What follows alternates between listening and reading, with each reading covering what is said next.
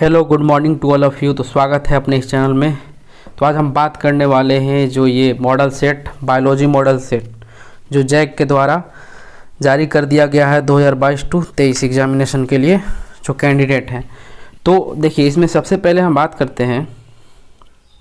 बात करते हैं कि पहला जो है खंड ए में आपका ये फुल मार्क्स जो होगा 35 मार्क्स का होगा। ये जो रहेगा MCQ क्वेश्चन इसमें रहेगा। तो पहले इसको हम सोल्यूशन कराते हैं, बाकी खंड बी में हम देखेंगे जैसा भी होगा। ठीक है, आपका ये इंस्ट्रक्शन दिया गया है। ये सभी प्रश्न जो है कंपलसरी है, 35 मार्क्स का होगा और सभी के लिए एक एक मार्क्स दिया जाएगा और 4 विकल्प रहेंगे ऑप्शन वाइज। और गलत के लिए आपका कोई माइनस मार्किंग निगेटिव मार्किंग कोई नहीं काटा जाएगा। इस तरीक़ा से आगे बढ़ते हुए हम चलते हैं फर्स्ट। पहले में देखिए आपको दिख रहा होगा स्क्रीन पे, ये which of the following is known as the father of genetics. मतलब कहने का मतलब ये हुआ इसका कि निम्न में से किन्हें आनुवंशिक का पिता कहा जाता है। तो ये आपका मेंडल जी को कहा जाता है। इस तरीक़ा से हम आगे बढ़ते हैं। सेकंड क्वेश्चन है आपका which one of the following statement is or not correct with respect to genetic code. मतलब जेनेटिक कोड के साथ जो कथन है वो कौन सा गलत है उसके बारे में आपको बताना है, मतलब सही नहीं है। तो पहले हम देखते हैं द कोड इज ट्रिपलेट। आनुवंशिक कोड त्रिक होते हैं। It's a specific and unambiguous, यह विशिष्ट तथा असंदिग्ध होता है। और द कोड इज यूनिवर्सल, यह सार्वत्रिक होता है। तो ये देखिए आपका ये आनुवंशिक कोड त्रिक होते हैं, ये सही है। और विशिष्ट तथा असंदिग्ध होते हैं, सार्वत्रिक होते ही हैं, यूनिवर्सल, इसलिए आपका सब सही हो जाएगा, नन ऑफ द एबव। कहने का मतलब ये हुआ कि ये जो है तीनों में से तीनों जो है कोई ये सही नहीं है, ये कह रहा है नन ऑफ द एबव, उपरोक्त में से कोई नहीं ये सही नहीं है। ठीक है, कथन जो दिया था सही नहीं है। इस तरीक़े से आगे हम बढ़ते हैं। एग्जाम्पल ऑफ एक्टिव इम्यूनिटी, तो ये जो है आपका वैक्सीनेशन के द्वारा आता है। चलिए आगे हम बात करते हैं नेक्स्ट। आगे हम बात करते तीसरा, एक condition in which a plant contains both male and female reproductive organs. मतलब ऐसा पौधा जिसमें नर और मादा जनन तंत्र अंग को रखता है। कौन सा है भाई? तो मोनोसियस में ये दोनों चीज़ होता है। देखिए सेल मेडिएटेड रेस्पॉन्स, तो ये बी सेल के लिए है, सॉरी टी सेल के लिए है। जो बी सेल है ये एंटीबॉडी बनाता है, इसलिए ये टी सेल इसका आंसर हो जाएगा। इंटरफ्रेन आर सेक्रेटेड बाई, तो ये सेक्रेट होता है वायरस इन्फेक्टेड सेल से। देखिए आजकल जो इलाज ट्रीटमेंट हो रहा है ये मनुष्य में इंटरफेरोन करके ही हो रहा है। ये एक फ्लूइड होता है। नेक्स्ट 7, ट्यूमर क्या है भाई? तो आप जानते होंगे कि ट्यूमर जो है कैंसर जब होता है किसी में तो ये ट्यूमर का रूप ले लेता है। ट्यूमर दो प्रकार के होते हैं, मेलाइन ट्यूमर और बेनाइन ट्यूमर और मैलिग्नेंट ट्यूमर। तो इसके बारे में हम देखिए ये कैसे इफेक्ट होता है। ये होता है group of cell who have lost the property of contact inhibition, वैसी कोशिकाओं का समूह जिनमें संपर्क संदमन का गुण क्या हो जाता है, समाप्त हो जाता है, तो ये ट्यूमर बन जाता है। एक बेनाइन होता है, एक मैलिग्नेंट होता है। ये कोडोन क्या है? कोडोन जो होता है मैसेंजर आरएनए से कनेक्ट होता है, एसोसिएटेड होता है। नेक्स्ट है the process of replication proceeds in the direction of, प्राकृतिक की प्रक्रिया निम्न में से किस दिशा में होती है। तो देखिए आप जानते होंगे डीएनए का जो स्ट्रैंड होता है इस तरीक़ा से, आप पढ़े होंगे तो पता होगा। तो इसमें होता ये है मेरे भाई, इधर 3N हो जाता है, इधर 5N और इधर 3 और 5। तो ये आपका स्ट्रैंड होता है, तो 5 से 3 की ओर जो जाता है उसी को बोलते हैं first. Next, synthesis of DNA molecule from RNA molecule is termed as, मतलब डीएनए से आरएनए बनाना, उस प्रोसेस को हम लोग क्या कहते हैं। तो आप जानते होंगे कि देखिए डीएनए जो होता है, डीएनए और एक होता है आरएनए। तो इसमें होता ये है कि ये देखिए जब डीएनए से जब आरएनए बनता है तो इसको हम लोग बोलते हैं ट्रांसक्रिप्शन। ठीक है, लेकिन जब आरएनए से डीएनए बनता है तो देखिए क्या हो रहा है, रिवर्स हो जा रहा है, यानी रिवर्स ट्रांसक्रिप्शन बोलेंगे इसको, रिवर्स ट्रांसक्रिप्शन। तो ये आपका ये सेकंड हो जाएगा। बोल रहे हैं आरएनए से डीएनए बनाना है तो रिवर्स ट्रांसक्रिप्शन। तीनों सही है। ठीक है, 11 to 19 समझ में आ गया होगा। देखिए जो कैंसर उत्पन्न करते हैं उसको हम लोग बोलते हैं कार्सिनोजेंस, कैंसरजन। ये ऑप्शन सही है। देखिए मॉर्गन जी काम किए थे, सबको जानता है, फ्रूट फ्लाई पे काम किए थे। इस तरीका से आगे बढ़ते हुए चलते हैं। नेक्स्ट बात करते हैं, there are 64 codons in genetic code dictionary because. पहला ऑप्शन है there are 64 types of tRNA, there are 64 types of tRNAs found in cell. T मतलब transfer RNA, and there are 44 meaningless and 20 codons for amino acid. ठीक है, and there are 64 amino acid to be coded. And D option में है genetic code is triplet. तो देखिए इसमें होता क्या है कि 20 एमिनो एसिड बनाने के लिए 20 एमिनो एसिड बनाने के लिए हमें क्या चाहिए, 61 कोडॉन चाहता है, लेकिन इसमें 3 बच जाते हैं।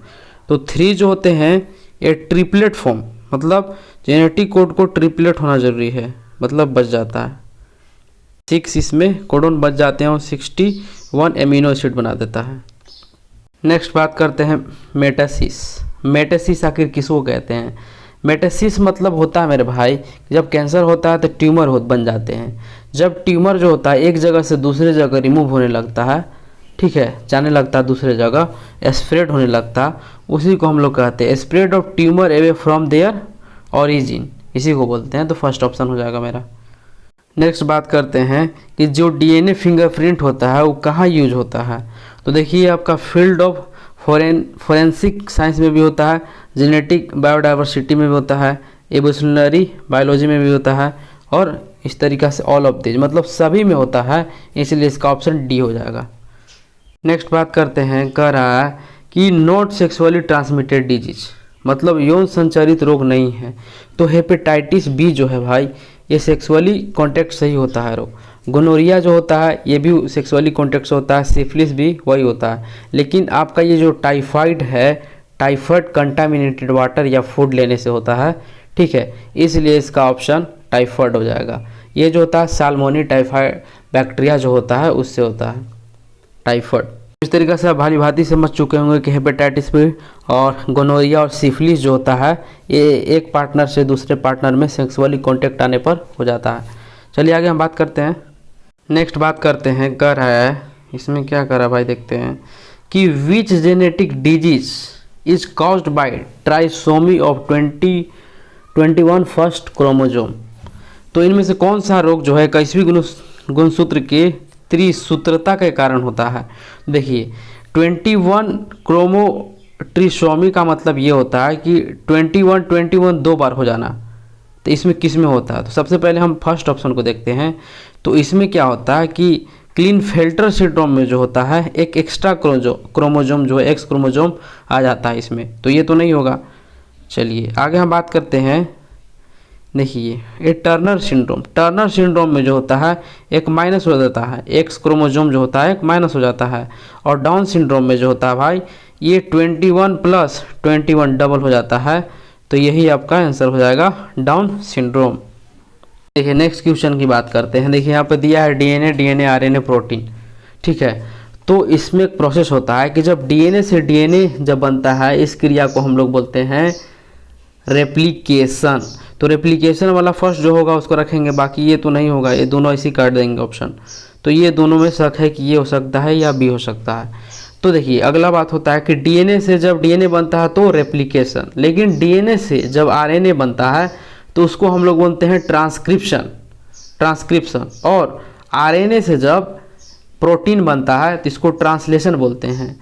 तो ये फर्स्ट मेरा ऑप्शन सही हो जाएगा कि डीएनए से डीएनए रेप्लिकेशन, फिर डीएनए से आरएनए ट्रांसक्रिप्शन, और फिर आरएनए से जो प्रोटीन बनता है उस प्रक्रिया को हम लोग बोलते हैं ट्रांसलेशन। जैसे आपका भी पहले क्वेश्चन पहले प्रीवियस में भी हम देखे थे कि आरएनए से डीएनए बता रहा था, तो हम आपको क्या बताए थे कि आरएनए से जब भी डीएनए बनता है इसको ट्रांसक्रिप्शन डीएनए से आरएनए हो गया, लेकिन आरएनए से डीएनए दिया था उसमें तो रिवर्स बोल देंगे, उल्टा हो गया, रिवर्स ट्रांसक्रिप्शन।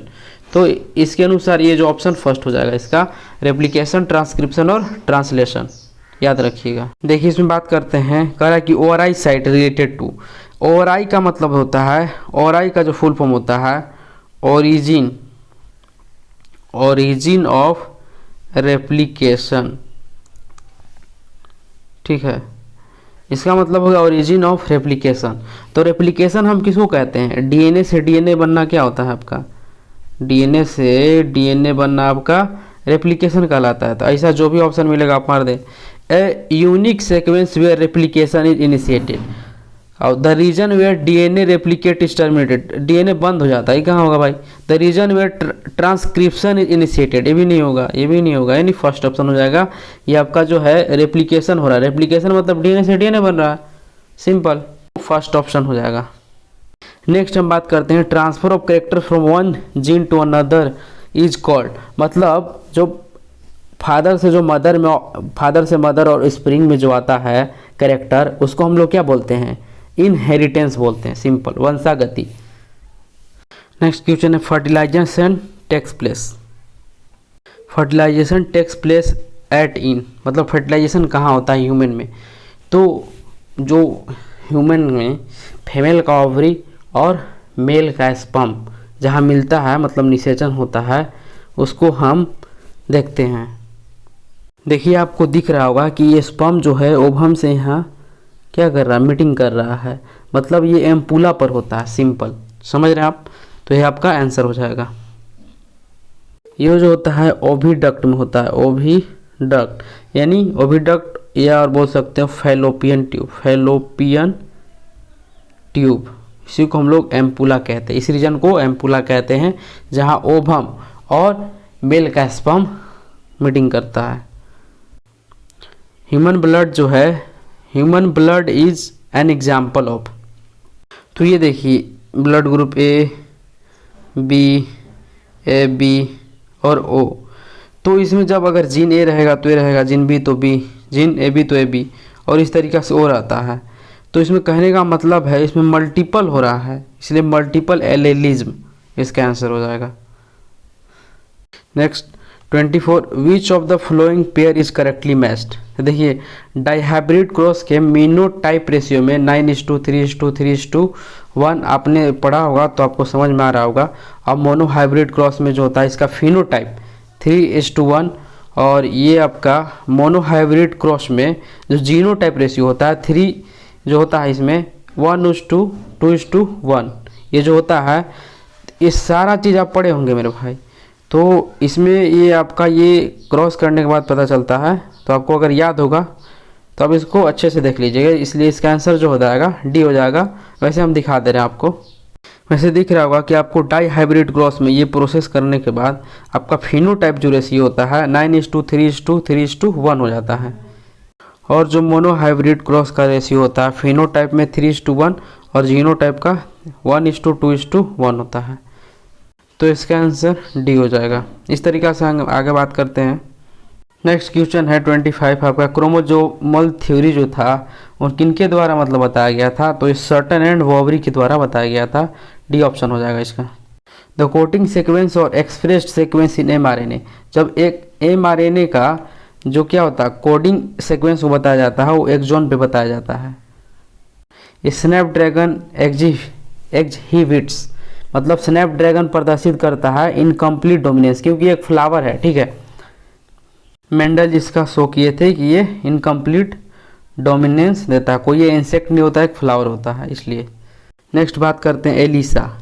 एलिसा से क्या डायग्नोस किया जाता है? देखिए एलिसा का जो फुल फॉर्म होता है मेरे भाई एग्जाम लिंक्ड इम्यूनोसॉर्बेंट ऐसे होता है, ठीक है। एलिसा मतलब आप समझ रहे होंगे, सब तो कॉमन चीज़ है मेरे भाई, ठीक है।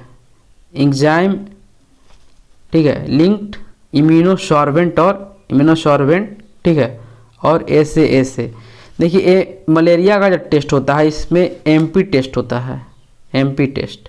कैंसर के लिए जो होता है मेरे भाई ये बायोप्सी टेस्ट होता है, और एड्स के लिए देखिए यही दिख रहा है आपको एलिसा, और टाइफाइड के लिए जो होता है ये आपका विडाल टेस्ट होता है।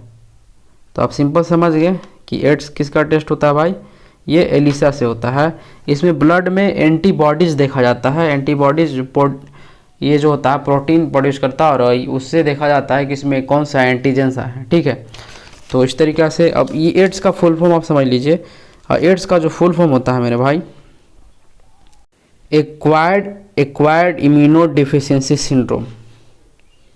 देखिए सिरोसिस क्या होता है भाई, जो सिरोसिस ये होता है कि जब आपका लीवर, आपका नीचे दिया हुआ है यकृत लीवर, जब आपका इसका जो फंक्शन होता है एबनॉर्मेलिटी जब हो जाता है, इसमें ये फंक्शन करना बंद कर देता है, कुछ गड़बड़ी हो जाता है, तो उसी को हम लोग क्या बोलते हैं, ये बोलते हैं आपका सिरोसिस। लीवर में गड़बड़ी को सिरोसिस बोलते हैं, ठीक है। F1 से जब क्रॉस किया जाता है, F1 ऑस्प्रिंग से जब किसी भी माता पिता में से, तो उसको हम लोग बैक क्रॉस कहते हैं, याद रखिएगा। देखिए the functional unit of inheritance, मतलब वंशागति की इकाई क्या है, जीन होता है। लेकिन बहुत सारे स्टूडेंट लोग क्या करते हैं कि जहाँ ऑल ऑफ दिस दिखा सीधा आंसर मार देते हैं, ऐसा नहीं है। ये जो फर्स्ट ऑप्शन है इसका ये सही होगा, तो इस पर काबू रखिएगा। देखिए इसमें कह रहा है कि नाइट्रोजनस जो बेस होता है, समझ में आ रहा है ना, नाइट्रोजनस